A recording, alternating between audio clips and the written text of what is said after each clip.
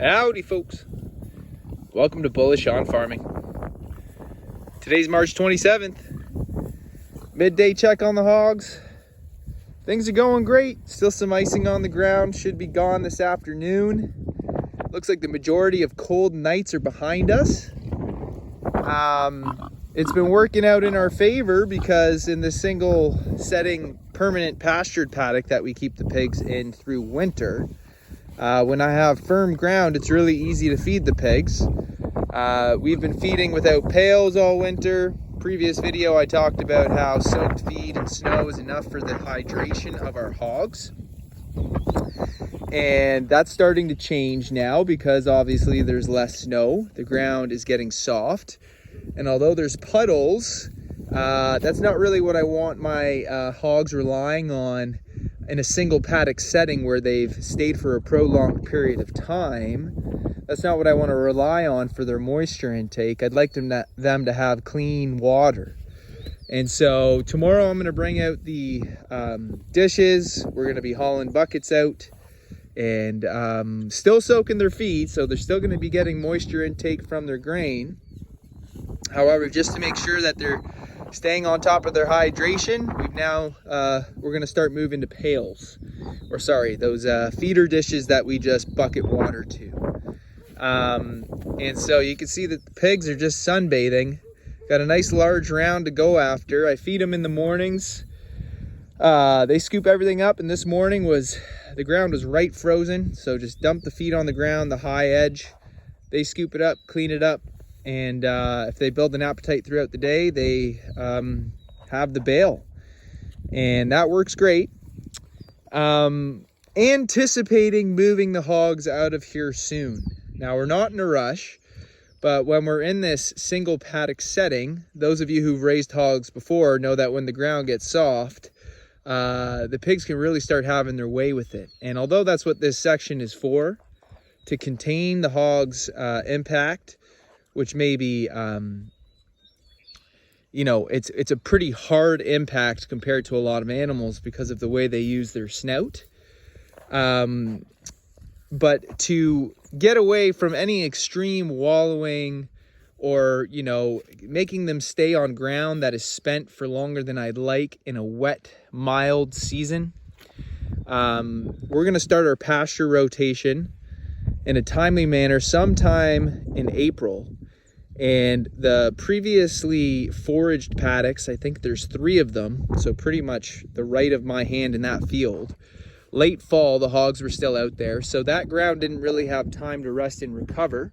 It's still exposed soil. What I'm going to do is put the pigs in for a short stay in each of those paddocks, broadcast some foraging mix, which is going to be mostly peas, oats, sunflowers, and I'm trying to get my hands on some amaranth.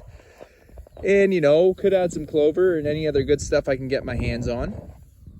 Gonna get them to work it up, tickle it up, and then that last 24 hours, broadcast, keep them in, next day, move them on to the next one. So on their next pass in those areas, we're gonna have a forage mix. They will resume foraging on fresh ground once they reach it, which is around there.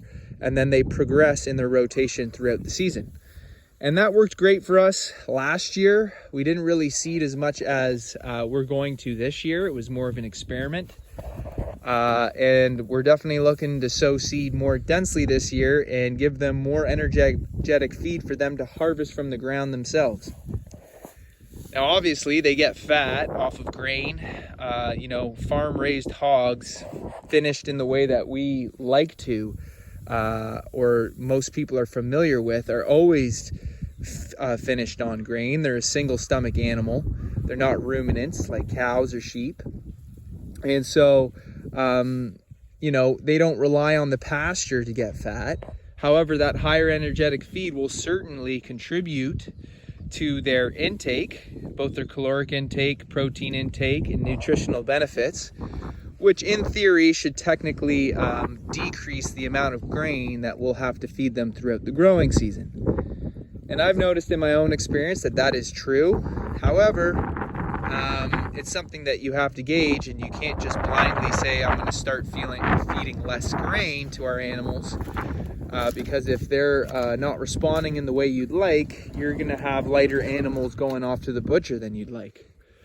And so, you know, everything's an experiment, and it's in a constant evaluation process on your own farm. A lot of the things that we talk about in our videos are what we're doing at that time. It's not necessarily what we think other people should be doing. It's working with the conditions we have, the setup we've got, and the management style we've had. So, you know, we could be doing something in June that's completely different than what we'd be doing in September. But right now, we're anticipating to move out there. This section is more than ready or able to accommodate our hogs. You know, a lot of people may just have them out here till May, half of May, until the pasture's ready for them. But because we have a seeding program, you know, it's a little bit different. We can get them out there earlier, and the pigs don't require lush green grass to get fat. So it's a win-win. Keep the hogs moving, let this place rest, get some seeding done at the same time, keep the pigs in rotation. It's a beautiful thing. But what I'd like to do before that happens, or what I would like the pigs to do, is really mulch up all this hay.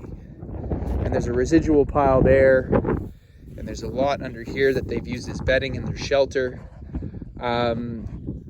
And the pigs will work it up, mulch it up, work it into the earth, and that mixes the carbon in. You know, along the way, they've manured all this winter, and pigs are pretty neat, but naturally the manure is going to be spread out. And when this gets a rest, you know, right before I move the pigs out, I'll likely seed it. Why not? Because if it's going to be given a rest recovery out of the gate, we might as well add some foraging mix and start the seeding program early and experiment with this paddock. See how a harder impact that the pigs leave, because what's going to be left here is going to be an undesirable impact compared to what we like in our pastures before the pigs move on. And that's simply because they need to stay here for extended periods to get through, you know, the winter season, and to get them off of the pretty pasture that we like to keep in great shape, that we do multi-species grazing on. And this is why a lot of people keep hogs in the barn, because they use their nose and they rip up the ground and they don't want to deal with it. We got electric wire on the edge of all of our fences.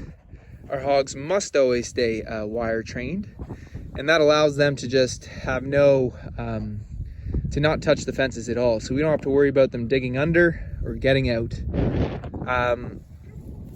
And so work up all this hay into the earth, get a nice reset on this paddock, see how it takes seed.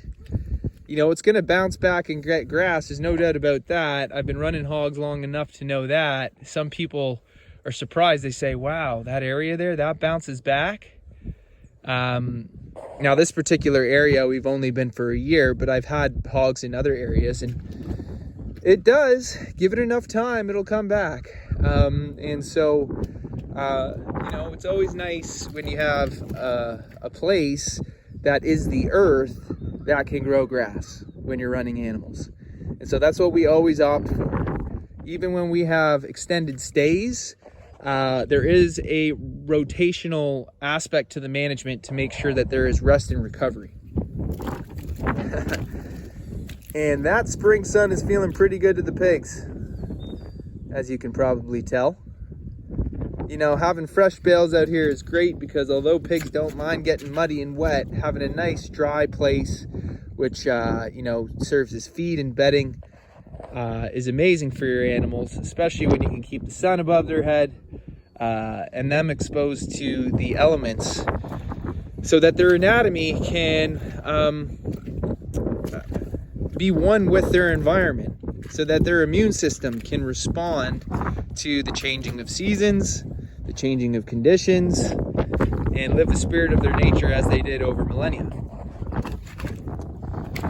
So yeah, that's a quick update on the hogs.